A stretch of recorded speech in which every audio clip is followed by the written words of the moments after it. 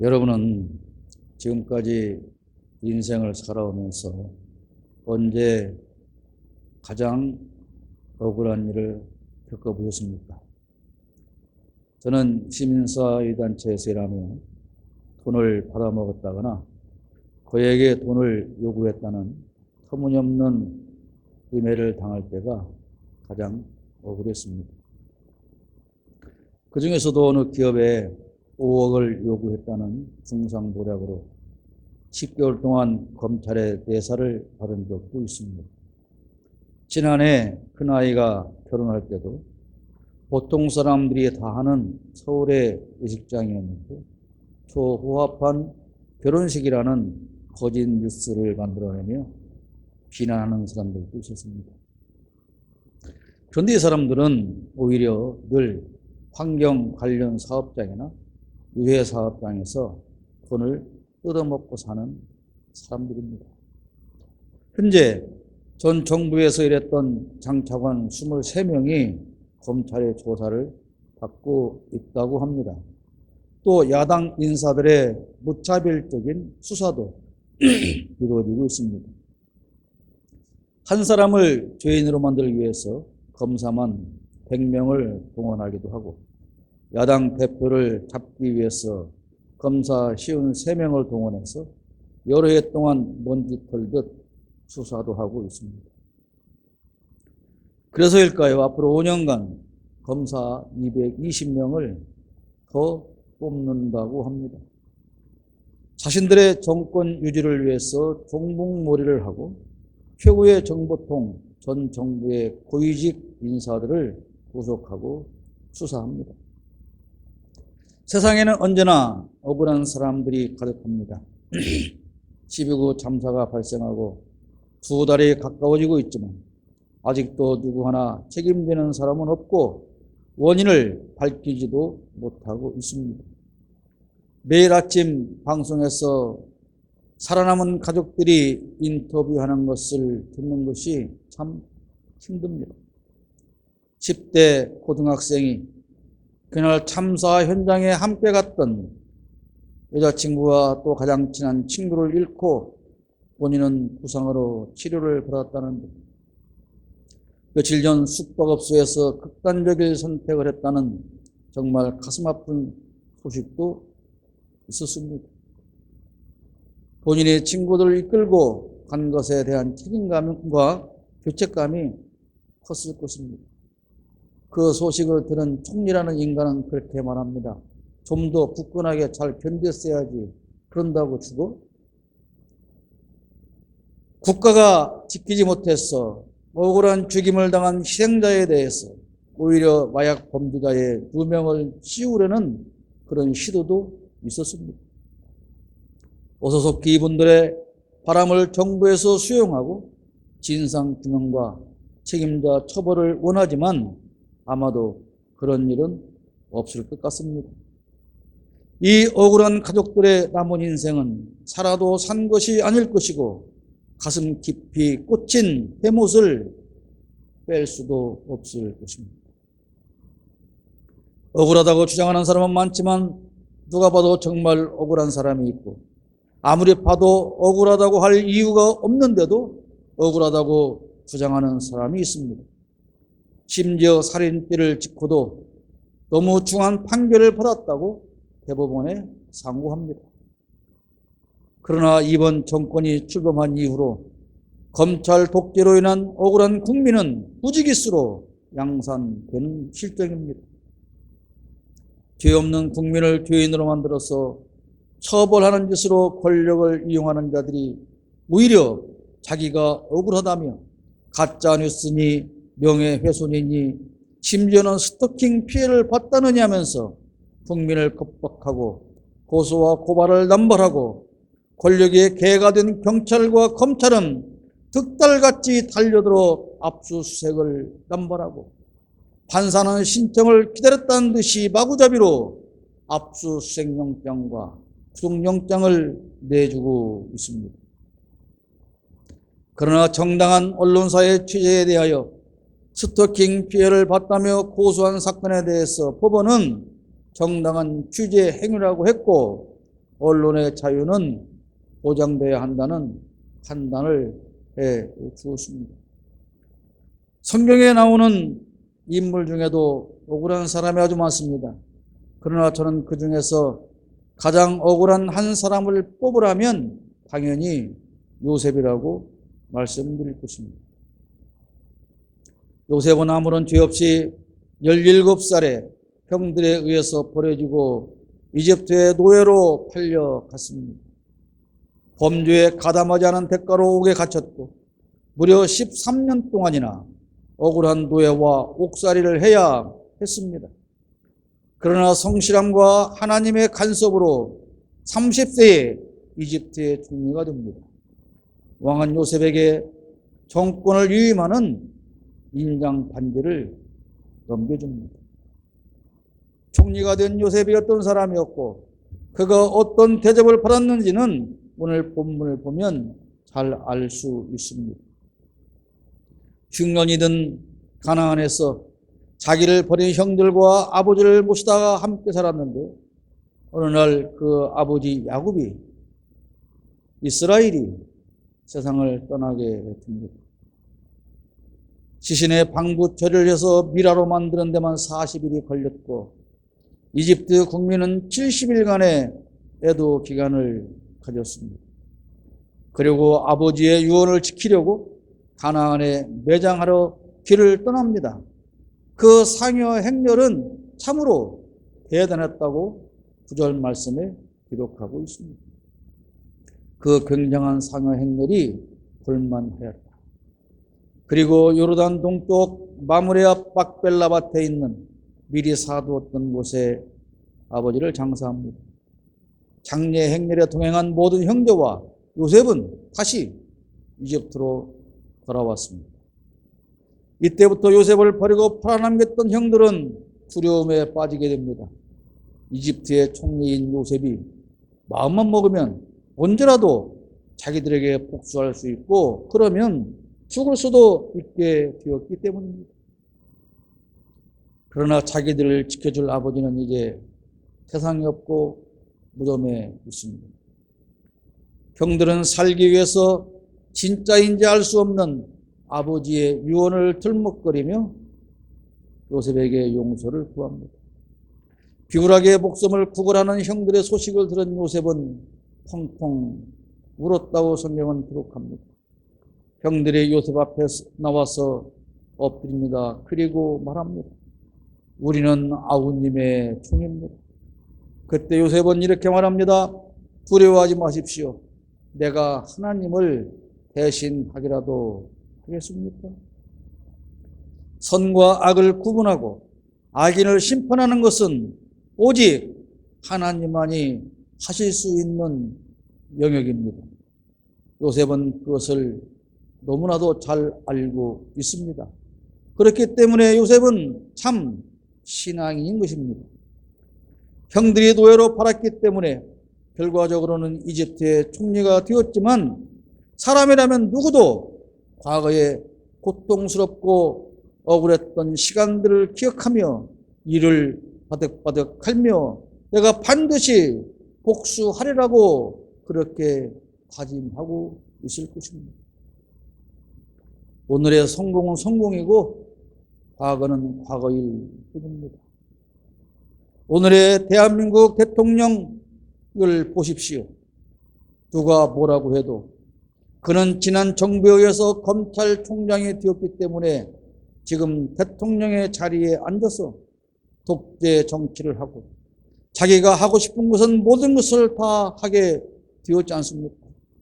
그런데도 자기의 오늘을 만들어준 전 정부에 대해서 마구잡이로 칼을 휘둘러대고 있지 않습니까?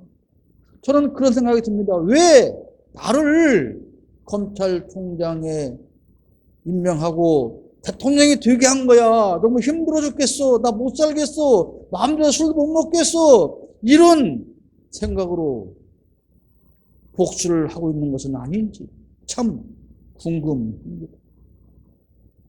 자기를 대통령의 자리에 올 수 있도록 역할을 해준 전직 대통령과 모든 고위 공직자들을 다 잡아 가두겠다고 덤비는 그 인간성이 도대체 저는 이해가 되지 않습니다.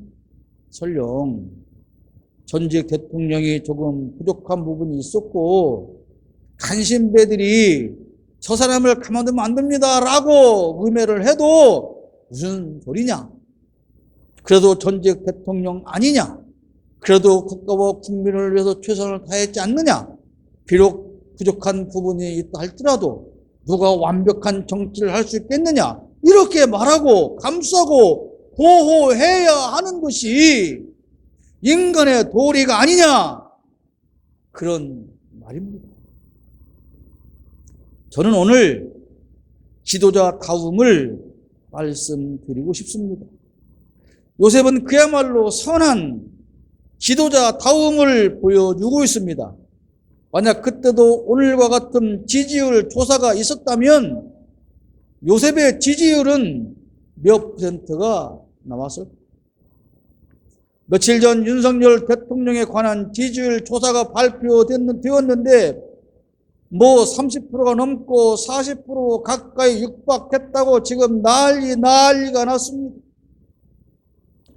그러면 왜 그렇게 지지율이 올랐느냐라고 하는 그 이유를 분석하는 많은 보도가 뒤이어 나왔습니다. 그 중에 눈에 띄는 것은 윤석열 다움을 보였기 때문이다라고 하는 분석입니다. 화물연대에 파업이 있었고 그들의 요구를 깡그리 무시하고 권일영 장관을 앞세워서 강하게 탄압해서 노동자들로부터 백기투항을 받아낸 그 깡패다운 짓이 바로 윤석열 다움이었기 때문에 지지율이 올랐다 그 말입니다. 그게 대통령 다움입니까? 그것이 윤석열 다움이라면 윤석열 다움은 깡패 다움 위에 무엇이라고 설명을 할 수가 있습니까?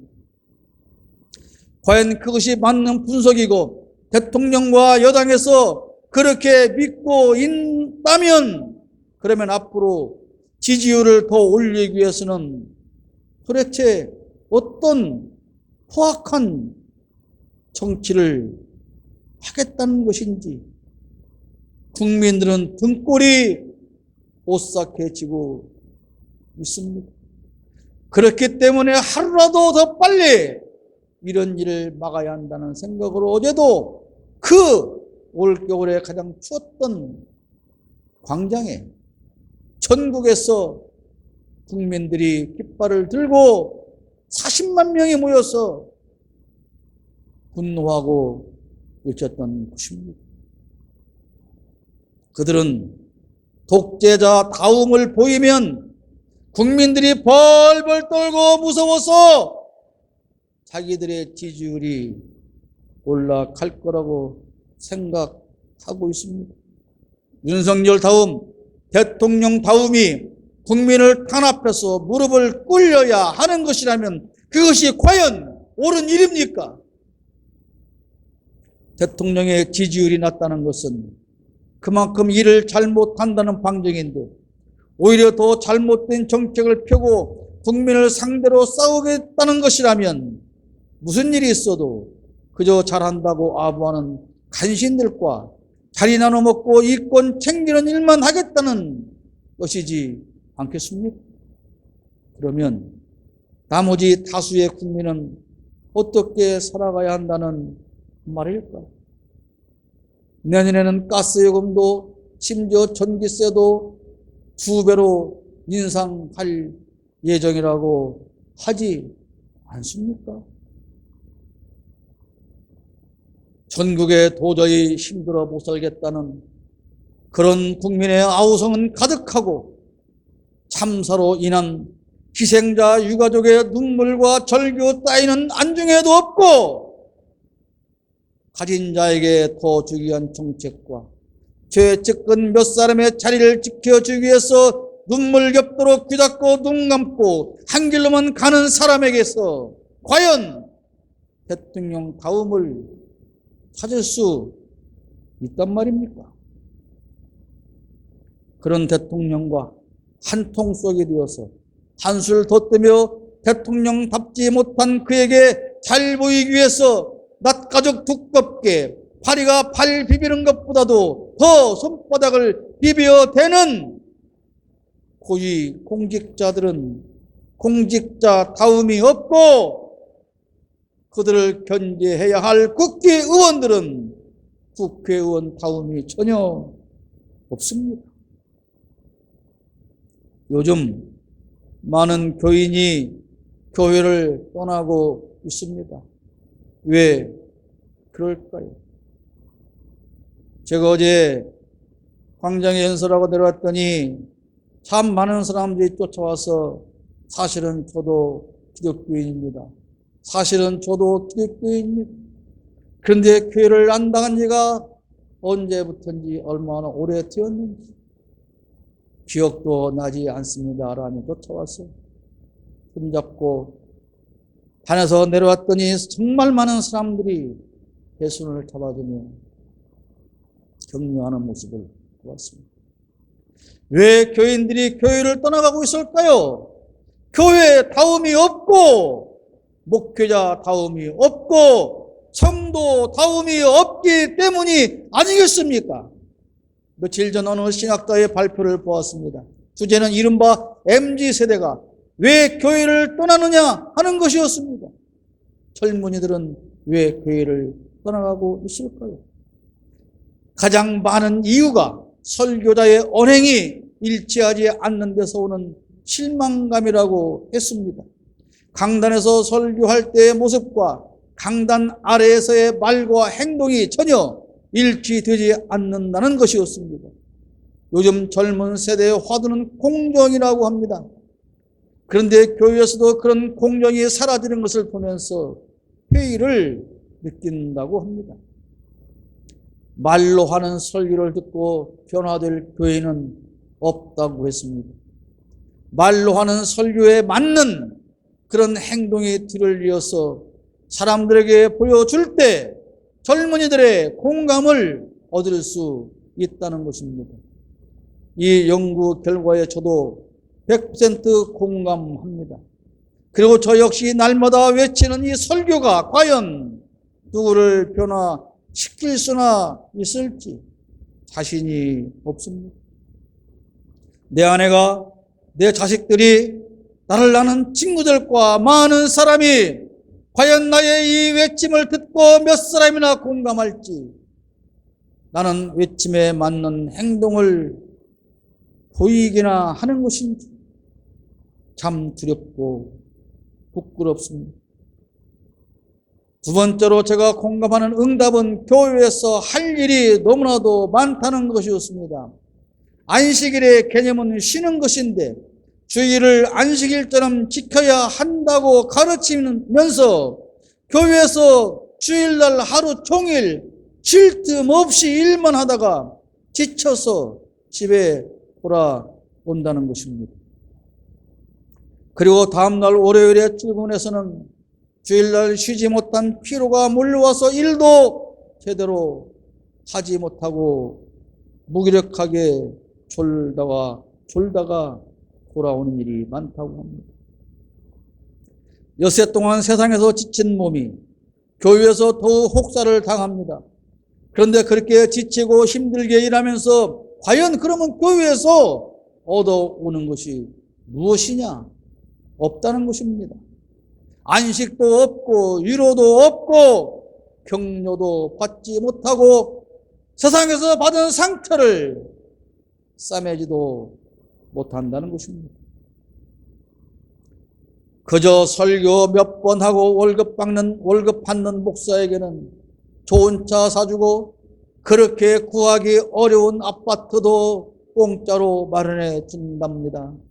자녀 교육비도 대주고 심지어 외국에 유학하는 비용까지도 전부 다 대줍니다.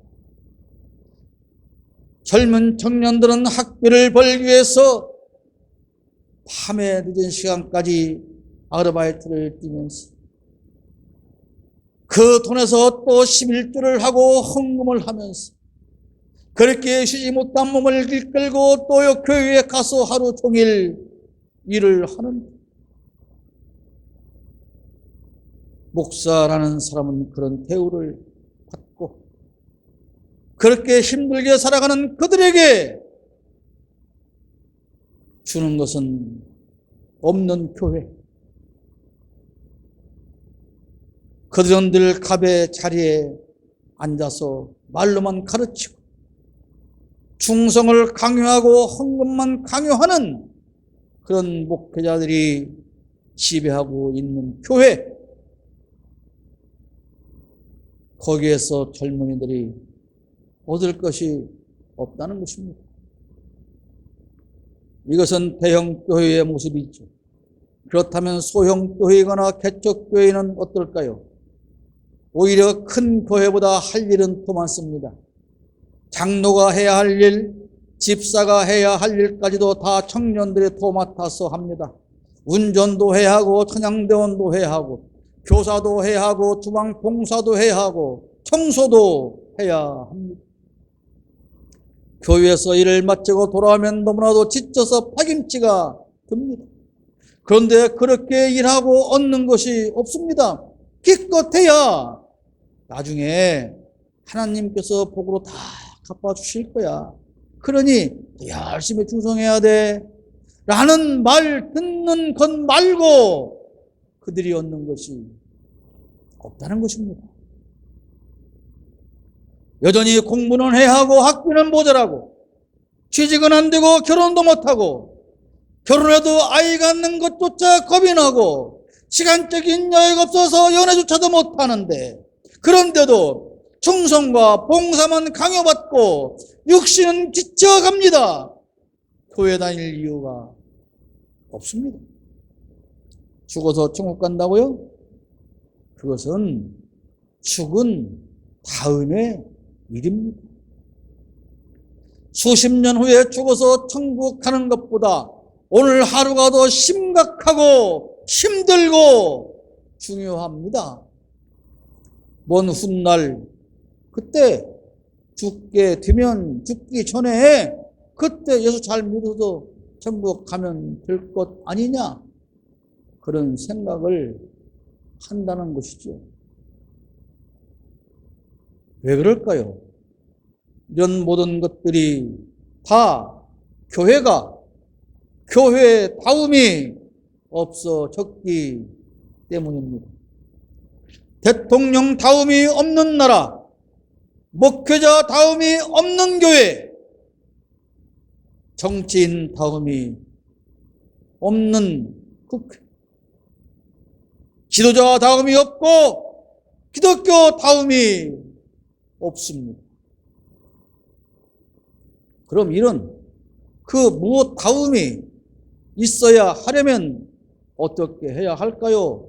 19절 말씀을 다시 읽습니다. 내가 하나님을 대신하기라도 하겠습니까? 누구 다움? 무엇 다움이 없는 것은 누구나 다 하나님을 대신하려고 하기 때문입니다. 목사가 목사 다움을 내버리고 자기가 하나님 다움을 가지려고 합니다. 정치인들이 정치인 다움을 버리고 권력자 다움을 가지려고 합니다. 우스갯소리 같은 슬픈 이야기가 있지 않습니까? 대통령의 서열이 자꾸만 내려간다는 것입니다. 그 위에는 누가 있고 또 그 위에는 누가 있고 그 위에 실제적인 권력자가 있어서 대통령의 권력 서열은 자꾸만 내려간다는 사조적인 말들이 돌아다닙니다. 당을 장악하려는 정치인들이 어떤 때는 누구의 사람인 것 같았는데 또 어떤 때는 누구의 사람인 것 같고 그래서 나인 것 같아서 힘을 썼는데 돌아보니 아닌 것 같고 그렇게 권력자들에 의해서 정당다움조차도 사라져버리고 있지 않습니까? 어려서 억울한 일을 당한 요셉은 그 형들에게 하나님을 대신해서 얼마든지 복수하고 처벌할 수 있는 권력과 힘을 가지고 있었습니다. 여러분, 다 그 요셉의 형들을 보면서 지금 죽이려고 그래요. 당신들 때문에 내가 얼마나 힘들게 살았는 줄 알아? 그러니까 형들이 뭐라 그래? 아이, 그래도 우리가 잘못했지만 우리가 그래도 이렇게 팔고 그랬으니까 사실 결과적으로 총리가 된 거 아닙니까? 그렇게 말하면 우리 같으면 뭐라고 그러겠습니까? 웃기지 마! 당신들이 나를 죽이려고 했지. 그때 내가 얼마나 힘들게 살아난 줄 알아?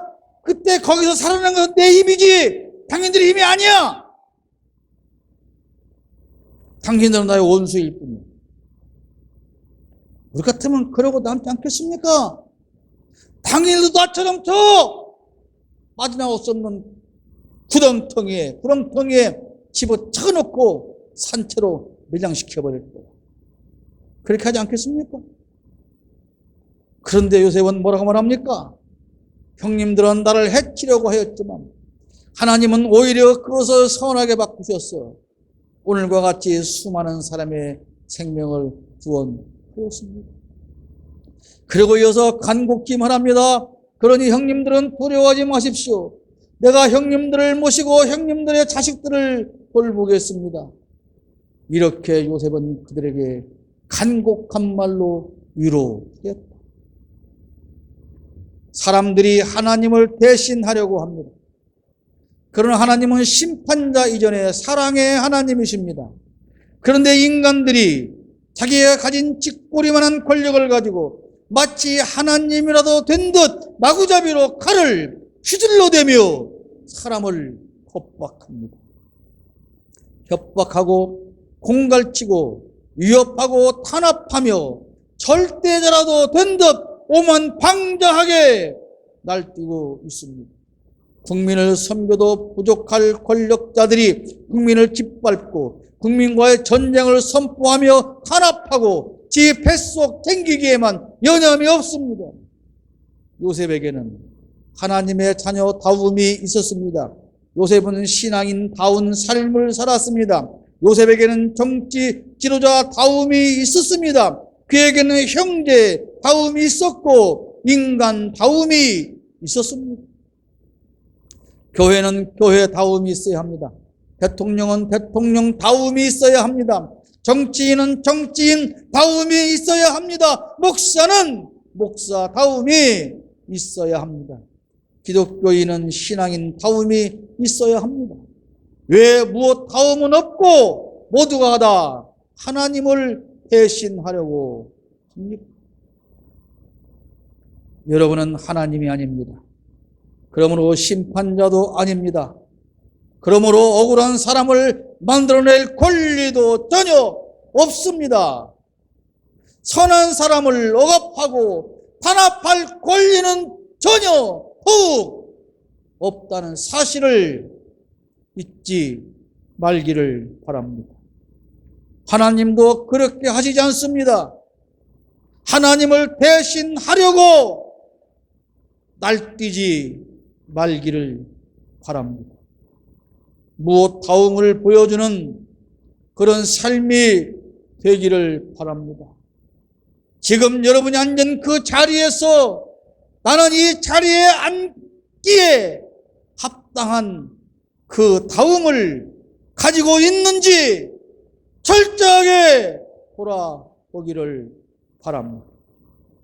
대통령다움, 목회자다움, 성도다움을 보여주는 삶이 되기를 바랍니다. 오늘은 대림절 4번째 주일이고 다음 주일은 성탄절입니다. 예수님은 하나님으로서 죄인을 심판하려고 이 땅에 오신 것이 아닙니다. 오히려 하나님의 심판을 피하게 해 주려고 그 죄인을 구원하시려고 대신 돌아가실 한 마리의 어린 희생양으로 속죄의 제물로 오신 것입니다. 국민 158명의 목숨을 잃고 그 자식들의 목숨을 잃은 것이 한스러워 다 염동설원의 길거리에 모여서 추모하는데, 대통령에는 작자가 성탄거리에 불이나 밝히며 시덕거리라고 예수님이 이 땅에 오신 것이 아니다, 그런 말입니다. 제발 성탄의 의미를 바르게 알고 그리스도인다움을 찾고 그리스도인다움의 가치관을 정립하며 올해의 성탄절을 맞이하시기를 주님의 이름으로 축복합니다.